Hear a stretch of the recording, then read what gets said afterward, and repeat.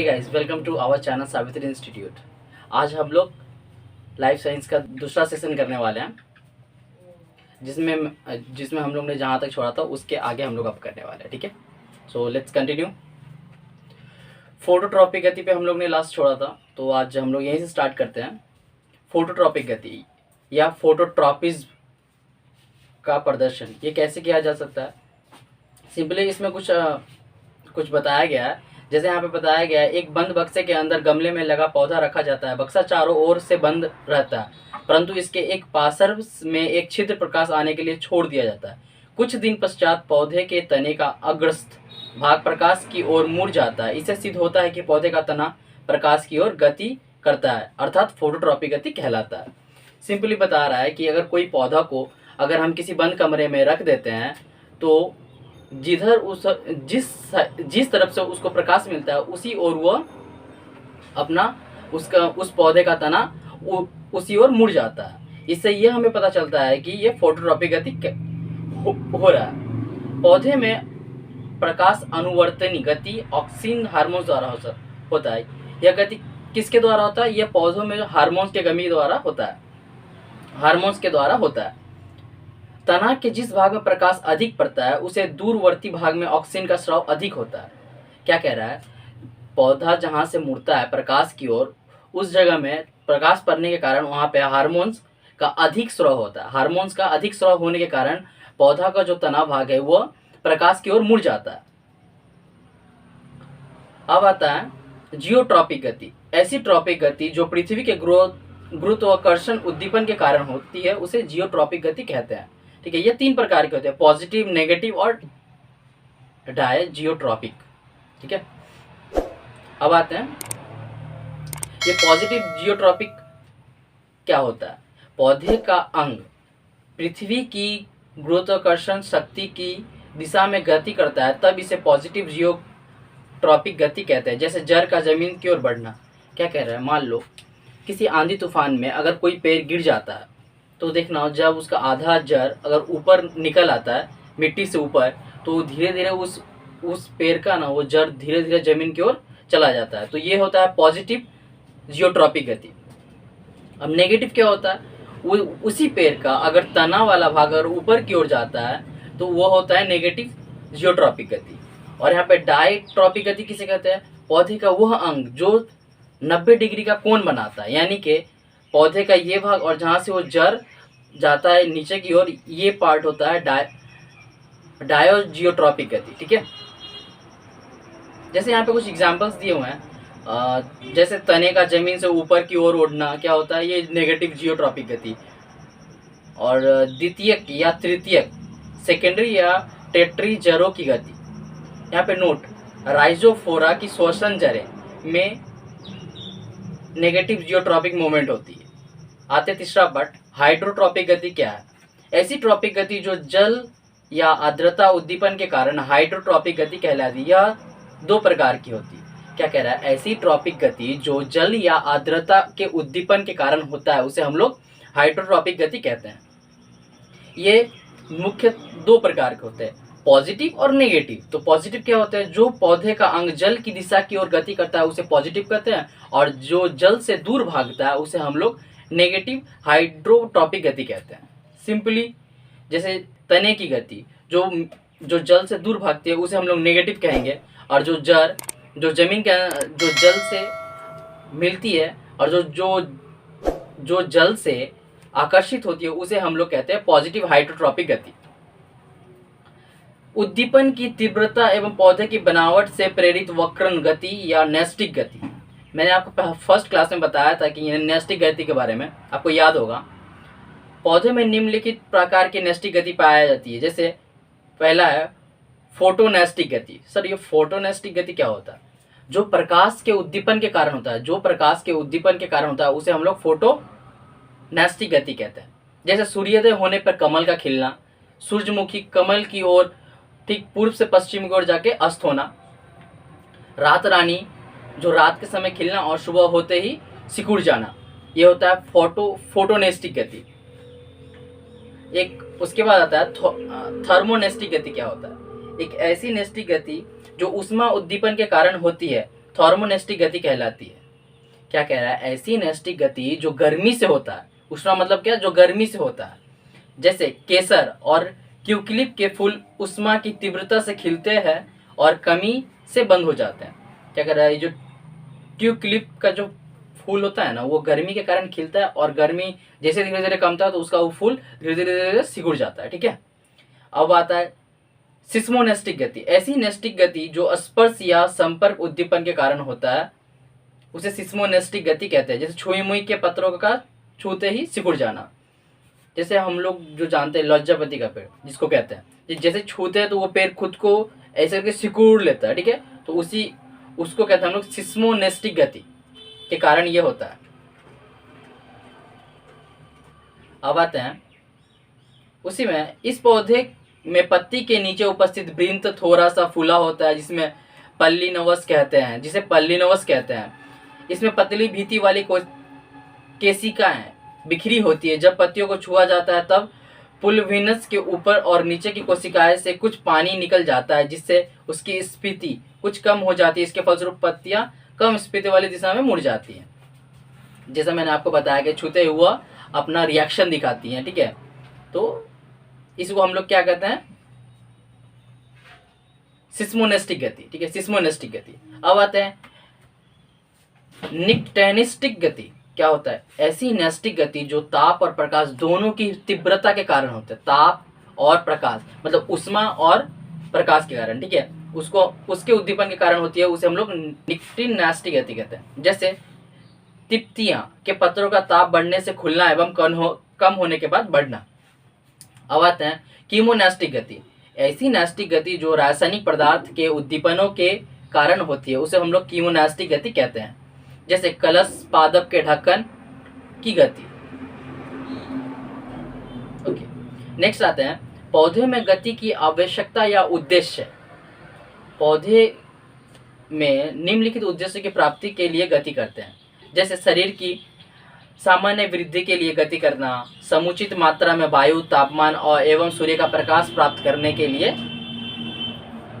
मिट्टी से जल एवं खनिज लवण प्राप्त करने के लिए, निम्न वर्गीय पौधों में वंश वृद्धि प्रजनन के लिए, वाष्पोत्सर्जन द्वारा शरीर के जल की कमी रोकने के लिए, परागण के लिए ये लोग अपने पौधे लोग अपने गति करते हैं। ठीक है। तो आइए एक बार हम लोग रिवीजन कर लेते हैं अभी तक हमने क्या क्या पढ़ा। ठीक है। फोटोट्रॉपिक गति के बारे में मैंने क्या बताया? जैसे कि मैंने बताया कि कोई पौधा अगर रूम में बंद कर दिया जाए तो वो प्रकाश की ओर गति करता है, उसे हम लोग क्या कहते हैं? फोटोट्रॉपिक गति। सेम उसी तरह से हमने बताया कि जियोट्रॉपिक गति क्या होता है? जो पृथ्वी के गुरुत्वाकर्षण बल के कारण होता है उसे हम लोग जियोट्रॉपिक गति कहते हैं। शॉर्ट ट्रिक्स हैं, अच्छे से आराम से ध्यान सुनिएगा और आप लोग बड़ी आसानी से याद कर लीजिएगा। ठीक है। पॉजिटिव जियोट्रॉपिक, नेगेटिव और डाई जियोट्रॉपिक किसके भाग है? तो देखो जियोट्रॉपिक गति के भाग है, तीन भाग। कौन कौन से?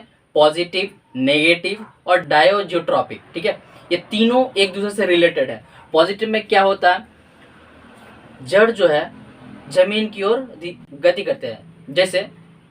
जैसे मैंने आपको बताया कि ध्यान रखिएगा, एक पौधा अगर बारिश के टाइम गिर जाता है तो उसका देखिएगा जड़ जमीन की ओर जाना होता है पॉजिटिव, और उसका तना अगर ऊपर की ओर जाता है तो उसको हम लोग बोलते हैं नेगेटिव, और जो 90 डिग्री का कोण बनाता है उसे हम लोग कहते हैं डायोजियोट्रॉपिक। ठीक है। तो सिंपल सा चीज़ है, बस एक कॉन्सेप्ट रखिएगा, आसानी से याद हो जाएगा। पढ़ते वक्त अपने दिमाग में ना उस चीज़ का डायग्राम बनाइए, बड़े आसानी से देखिएगा, आप लोग को लर्न हो जा रहा है सही समय पर। ठीक है। अब आते हैं हाइड्रोट्रॉपिक गति के बारे में हमने बात किया। इसका सिंपल दो होते हैं, पॉजिटिव और नेगेटिव। पॉजिटिव किसको कहेंगे? जो जल की ओर गति करता है, और नेगेटिव किसको कहेंगे? जो जल से दूर भागता है। ठीक है। सिंपल है एकदम। देखिए इस डायग्राम को देख के आप लोग आसानी से समझ सकते हैं। ठीक है। और आसानी से याद भी कर सकते हैं। फिर आया उद्दीपन की तीव्रता एवं पौधे की बनावट से प्रेरित वक्रण गति के बारे में। फोटोनेस्टिक के बारे में क्या कहा? जो प्रकाश से लगाव रखता है। ठीक है। उसे हम लोग फोटोनेस्टिक कहते हैं। जो सूर्य के प्रकाश से मतलब सूर्य के प्रकाश की ओर जो अपने आप को आकर्षित करते हैं। ठीक है, वो हो गया। थर्मोनेस्टिक कहते हैं जो उष्मा से उत्पन्न होते हैं। सिस्मोनेस्टिक क्या जो छूने से होते हैं। ठीक है, देखिए वर्ड को समझिए। फोटो याद रखिएगा फोटोसिंथेसिस जो था क्लास 8 में, उसी तरह से सेम ये हुआ फोटोनेस्टिक, ठीक है, सूर्य के प्रकाश से रिलेटेड है। थर्मोनेस्टिक मतलब गर्म होता है, ठीक है, गर्म मतलब उष्मा, याद रखिएगा उष्मा से। सिस्मोनेस्टिक मतलब छूने से, ठीक है, टच, याद रखिएगा छूने से।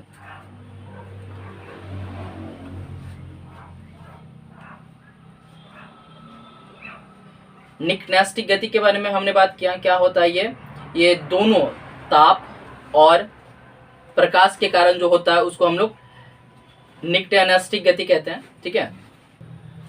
अब आते हैं नए टॉपिक में। अगर आपको स्पीड ज़्यादा लग रहा है तो आप लोग प्लीज़ अपना स्पीड थोड़ा सा कम करके क्लासेस देखिएगा।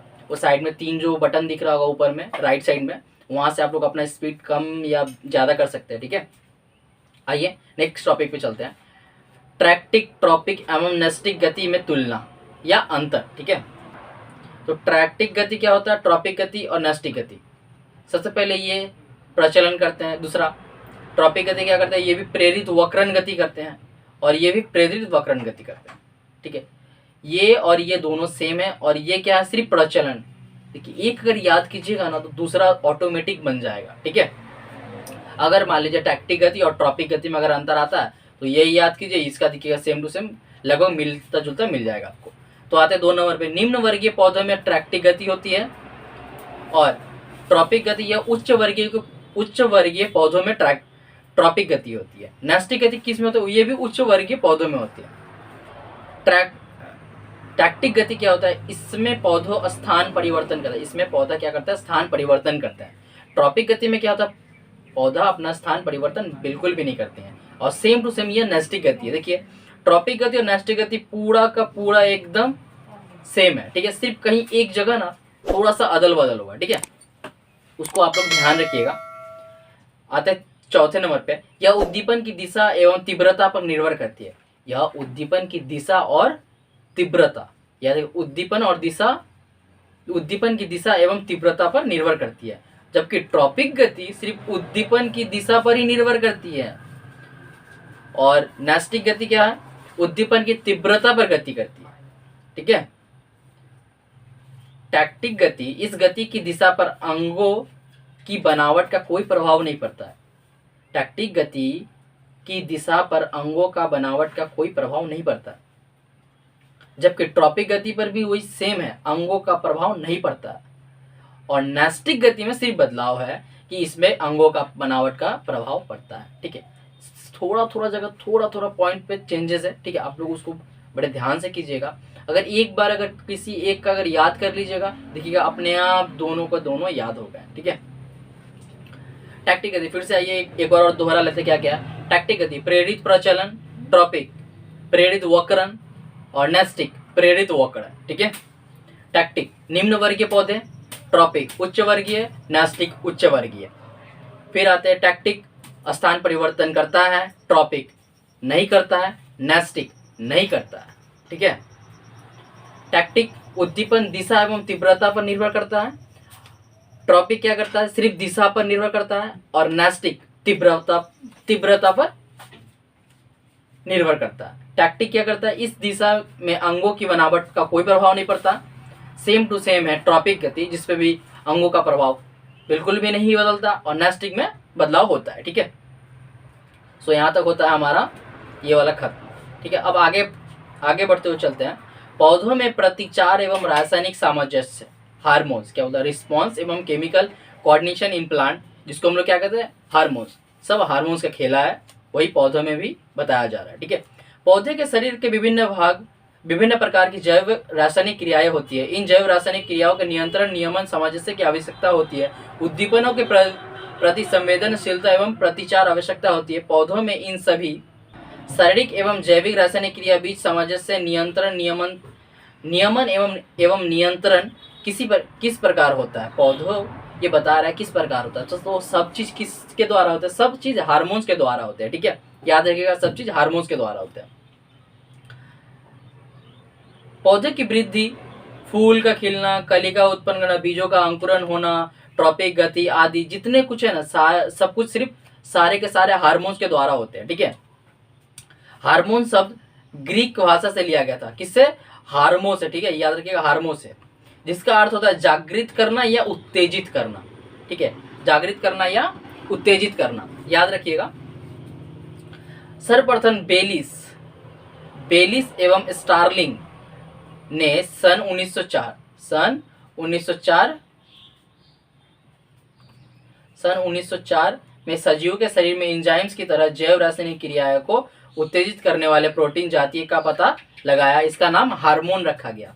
तो आपको पता चला हार्मोन कहाँ से आया, तो ग्रीक भाषा के हार्मो से आया है, ठीक है। यह इसकी खोज किसने की थी, बेलिस एवं स्टार्लिंग ने 1904 ईस्वी में की थी, और इसका नाम क्या रखा गया, हार्मोन्स रखा गया था। पादप हार्मोन्स का उत्पत्ति स्थल एवं परिवहन क्रिया एवं अंतिम दशा क्या है, इसके बारे में जानते हैं, ठीक है। अगर आप लोग हमारे चैनल पर नए हैं तो प्लीज लाइक कर ले और सब्सक्राइब कर ले।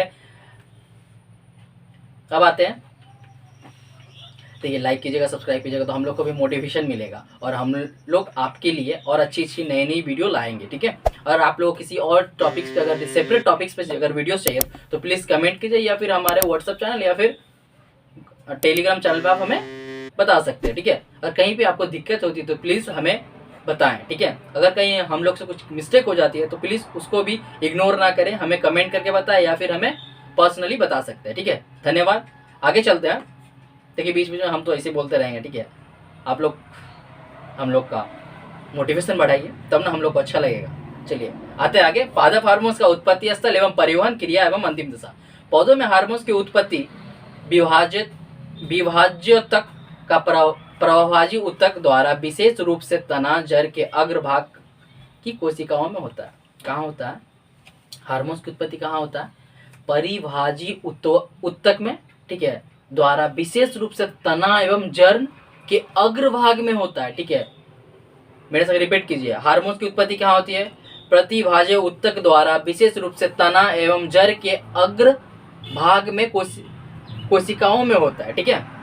हार्मोन्स विकसित होती है पत्तियों में, कलिकाओं में, प्राकृतिक रूप से उत्पन्न होने वाले विशेष कार्बनिक यौगिक में, जो परिवहन द्वारा पौधे के दूसरे अंग में पहुंचकर वृद्धि एवं अन्य उपचारिक क्रियाओं का नियंत्रण, नियमन एवं समन्वयन करता है, ठीक है।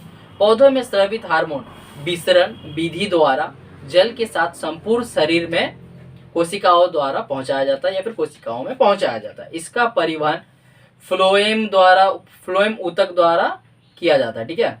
फ्लोएम ऊतक द्वारा होता है। यह क्रिया पश्चात नष्ट होकर तुरंत बाहर निकल जाता है, ठीक है। अब यहाँ पे कुछ बताया गया, क्या आप जानते हैं हार्मोन्स अपने उद्गम स्थल से निर्देश को दूध की तरह दूसरे लक्षित अंगों में पहुंचाते हैं, इसलिए हार्मोन्स को रासायनिक दूध कहते हैं। सर ये दूध क्या होता है, दूध देखिए, दूध होता है वो ना जो खबर यहाँ से वहाँ पहुँचाता है। अब ये नहीं कि यहाँ का बात सुनकर वहाँ जाके बोलना, नहीं, ये नहीं, वो स्पेशल चिट्ठी जैसा होता है जो यहाँ का कोई भी डिसीजन बोला जाता है बोलने के लिए, तो वो लोग दूसरे जगह जाके बताते हैं, ठीक है। उसी तरह से हार्मोन्स भी है जो उद्गम स्थल से लक्षित अंगों तक पहुंचाए जाते हैं दूध की तरह, इसलिए इसका नाम रासायनिक दूध रखा गया है, ठीक है। कोई हार्मोन्स क्रिया को संचालित करने में सहायता करता है तो कोई दूसरा हार्मोन्स उस क्रिया में बाधा उत्पन्न करता है, इसलिए हार्मोन्स को द्विनियंत्रिक मतलब ड्यूअल कंट्रोलर भी कहा जाता है, ठीक है, ड्यूअल कंट्रोलर भी कहा जाता है। अब हार्मोन्स की विशेषताएं क्या क्या है आइए देखते हैं। अब आप लोग इसको बड़े ध्यान से एक बार पढ़िएगा तो आप लोग को अच्छे से याद हो जाएगा। देख लीजिएगा, आप लोग ट्राई करके देखिएगा, ठीक है। विशेषता क्या है, पहला विशेषता क्या है, यह कम अनुभार वाले जटिल कार्बनिक रासायनिक पदार्थ है। क्या कह रहा है, यह कम अनुभार वाले जटिल कार्बनिक रासायनिक पदार्थ है। यह प्रोटीन, स्टेरॉयड या अमीनो अम्ल प्राकृतिक के होते हैं, ठीक है। यह प्रोटीन, स्टेरॉयड या अमीनो अम्ल के प्रकार प्राकृतिक के होते हैं। ये अति शीघ्र घुलनशील होते हैं, ठीक है। ये जल्दी मिल जाते हैं नमक की तरह, ठीक है। ये विशिष्ट कोशिकाओं, ऊतकों या ग्रंथि से स्रावित होते हैं। विशिष्ट कोशिका ऊतकों या ग्रंथियों से स्रावित होते हैं। ये जहां स्रावित होते हैं वहां से दूर जाकर क्रिया करते हैं, ठीक है। ये अति सूक्ष्म मात्रा में क्रियाशील करते हैं, अति सूक्ष्म मात्रा में, बहुत कम मात्रा में ये लोग अपना क्रिया करते हैं। कार्य की समाप्ति के बाद ये नष्ट या उत्सर्जित हो जाते हैं, मतलब काम खत्म होने के बाद ये लोग नष्ट हो जाते हैं। जैसे सिंपली मान लीजिएगा हम लोग को जब गुस्सा आता है, ठीक है, तो उस समय हम लोग के शरीर में एक हार्मोन्स का स्रावित होता है। कौन सा? इमरजेंसी हार्मोन जिसको हम लोग कहते हैं। उसी तरह से वो जब स्रावित होता है तो हम अपने आपे में नहीं रहते, ठीक है। वो हम लोग को गुस्सा बहुत कुछ करवा देता है। बाद में हम लोग को रियलाइज होता है कि नहीं, मैंने ये कुछ गलत किया था या फिर कुछ गलत हुआ था, ठीक है। बाद में पता चलता है क्यों कि वो जब स्रावित हुआ था तब तो हम लोग अपने आपे में कंट्रोल में नहीं थे। फिर जब वो नष्ट हो गया तब हम लोग को पता चलता है कि हमने ऐसा किया था, ठीक है। उसी तरह से ये इनके भी शरीर में होते हैं। जब हार्मोन स्रावित होते हैं तो फिर क्रिया करने के पश्चात वो नष्ट हो जाते हैं, ठीक है। आते हैं नेक्स्ट पे। ये जीवों में रासायनिक नियामक या समन्वय मतलब केमिकल रेगुलेटर्स या कोऑर्डिनेटर्स का काम करते हैं, ठीक है। इनको अधिक समय तक संचित नहीं रखा जा सकता है। इसको अधिक समय तक नहीं रखा जा सकता है। जैसे मैंने आपको बताया अभी कि जब हम लोग का इमरजेंसी हार्मोन स्रावित होता है तो देखिएगा गुस्सा हम लोग को तुरंत आता है तेजी से और फिर तुरंत खत्म भी हो जाता है, ठीक है। तो हम लोग उसको ज़्यादा देर तक नहीं रख सकते।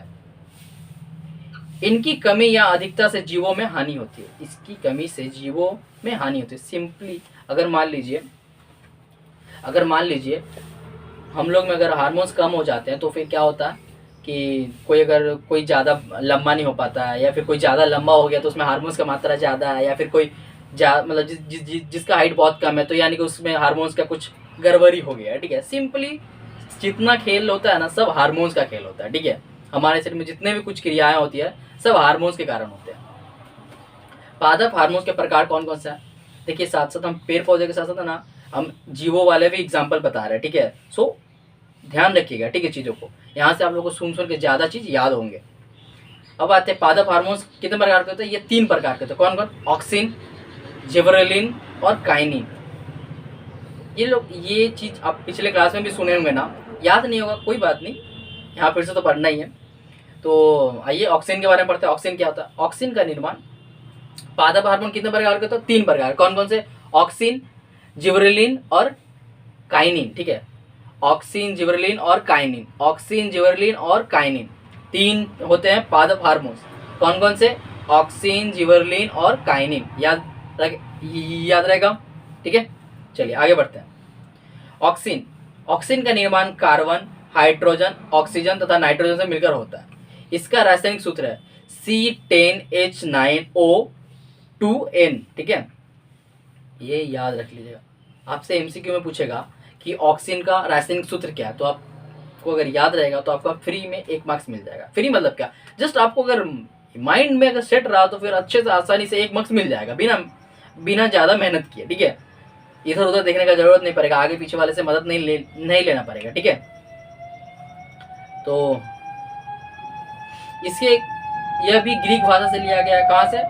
ऑक्सीन शब्द से लिया गया है। इसका मतलब क्या था? टू इंक्रीज और टू ग्रो। इसका मतलब होता है ज्यादा या फिर ज्यादा बढ़ना या फिर ज्यादा होना, ठीक है, अर्थात वृद्धि करना। सर्वप्रथम F.W. वेंट नामक वैज्ञानिक, F.W. वेंट, ये मत समझ लेना इंग्लिश का लाइन है, ठीक है। F से कुछ नाम होगा, W से भी कुछ नाम होगा, वेंट उसका टाइटल समझ लीजिएगा। नामक वैज्ञानिक ने 1928 ईस्वी में जय मतलब ओट पौधे के प्रांकुर में ऑक्सीन की उपस्थिति का प्रमाणित किया था। यह कई जटिल कार्बनिक यौगिक अथवा वृद्धि हार्मोन्स का समूह है। यह तेजी से बढ़ने वाला क्षेत्रों में उत्पन्न होता है, जैसे तने एवं जड़ के शिखर पर, नए पुष्प, कलियां एवं पत्तियों में। ऑक्सीन तने के शीर्ष से नीचे की ओर आते हैं और तने की वृद्धि को उत्प्रेरित करते हैं, ठीक है।